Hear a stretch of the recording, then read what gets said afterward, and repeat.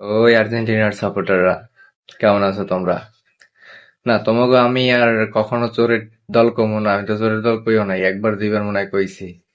কিন্তু তোমরা যে কমিটির টিম হ্যাঁ কমু না, ঠিক আছে?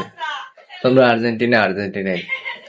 তোমরা এর আগে বিশ্বকাপ জিতছো দুইবার তিনবার, ঠিক আছে? তো আমি মনে করি যে তোমরা যে কাল খেলছো, তোমাদের খেলায় ভুল ছিল অনেক, টেকটিক্যালি গেম যে খেলছে।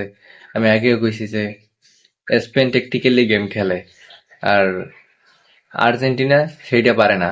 আর্জেন্টিনা খেলে ওই যে লং লং পাসে খেলে, লং পাসে খেললে ওই জিনিসটা ছেড়ে সমস্যা করছে, কারণ দুইজন যদি দেয় প্লেয়ার তারা উইংয়ে খেলবে, দুইজন প্লেয়ার উইংয়ে খেললে হি হয়। আর ডিফেন্সে নামাইতে 4 জন, মিডে থাকে 4 জন।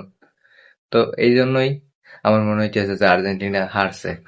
কিন্তু মানে আমি মনে করি যে বিশ্বকাপের মঞ্চে কি খেলা গেছে, তার থেকে খেলা গেছে আমাদের বাংলাদেশে বেশি, ঠিক আছে?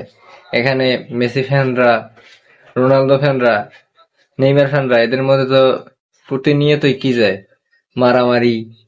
তারপর হচ্ছে যে এর মধ্যে আবার কেউ মারা যায়, কেউ আত্মহত্যা করে। তো বাংলাদেশটা এমন একটা দেশ, এমন একটা দেশে আমরা বসবাস করি, জানেন যে মনুষ্যত্ব জিনিসটা যে আছে মানুষের মধ্যে, যেটা থাকা দরকার এটি তো নাই। মানে ট্রোল করে ঠিক আছে, কিন্তু এমন পর্যায়ে চলে যায় ট্রোলের লেভেল, যেটা বলা যায় না। মানুষ হিসেবে বলাটা ঠিকও না। কিন্তু বাংলাদেশে মানে ভক্ত সমর্থক যদি থাকতে থাকে বিশ্বে, মানে এদের এদের মেসি রোনালদো, তারপরে হচ্ছে যে নেইমারের খেলা আছে বাংলাদেশে, 18 কোটি মানুষের মধ্যে সবই মনে হয় যে এই ফ্যান ওই ফ্যান এই ফ্যান, ঠিক আছে? আর কালকে যে খেলাটা গেল, ও ট্রোল করা পাবলিকেরা, কই তোমরা এগুলো? মনে হয় তো আইডি ডিএক্টিভেট করে খাতা মুড়ো দিয়ে ঘুমাইতে আছো, ঠিক আছে? ঘুমাইও না, ঠিক আছে? তোমাদের ট্রোল সহ্য করতেই হবে, কারণ তোমরাও করছিলা।